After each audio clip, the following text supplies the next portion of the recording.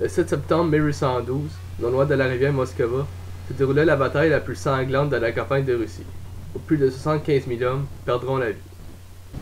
Depuis plusieurs années, les Français font campagne contre les Russes, où ceux-ci, postés en Pologne, seront battus à maintes reprises. Notons la bataille d'Eylau, où pour la première fois, la garde fut engagée au combat, et celle de Friedland, qui fut une boucherie sanglante. Les Russes, acculés à la rivière, ne purent se replier et furent massacrés et furent prisonniers. 22 000 d'entre eux y laisseront leur vie ou leur liberté.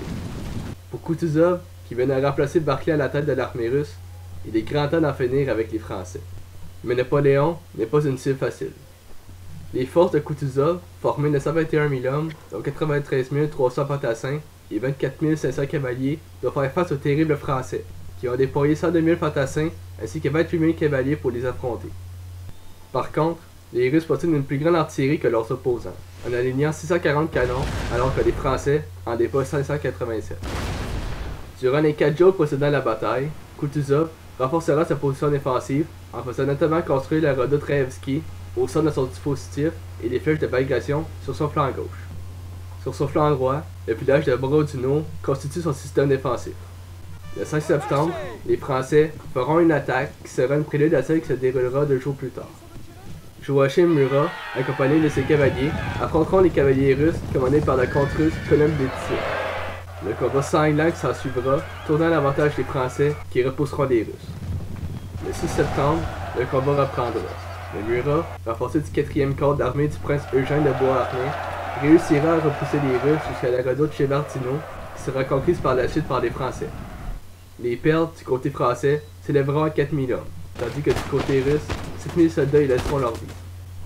Suite à l'effondrement de la redoute, qui constituait leur flanc gauche, ils dirigeront une position défensive autour du village de Otitsa, situé au sud de leur ancienne position défensive. Le 7 septembre, à 6 h du matin, 102 canons français pilonnent le centre russe. C'est à ce moment-là que la bataille commença.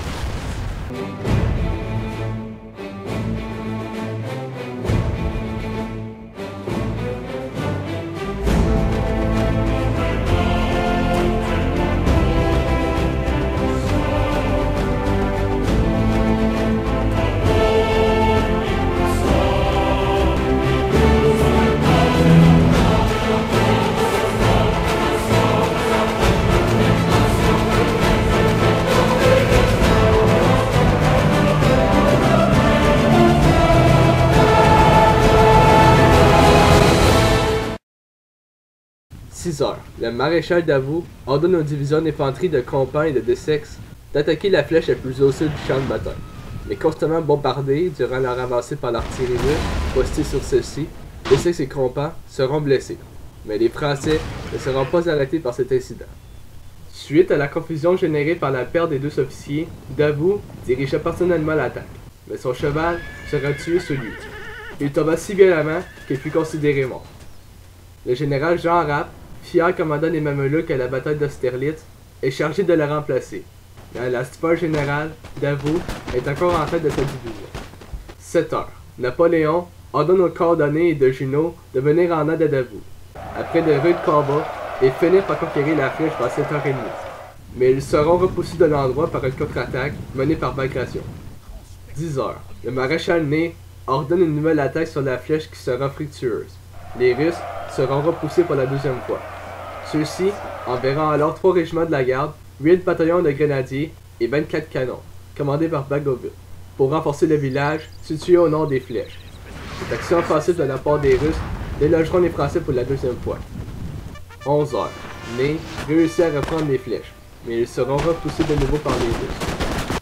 Vers 11h30, Ney conquérit définitivement les flèches, ce qui menace le flanc gauche russe qui n'est plus protégé. Pendant ce temps, après de rudes combats contre la garde russe, Eugène de Beauharnais réussit à entrer dans le village de Borodino et se dirige vers la redoute Raevski.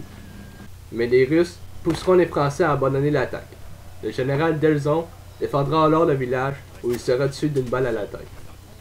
C'est alors que les divisions de Morin et de Broussier, appuyées par l'artillerie, progressèrent vers la redoute et réussirent à en déloger les Russes. Kutuzov, assistant au désastre, ordonna au général Lermolov de reprendre la redoute.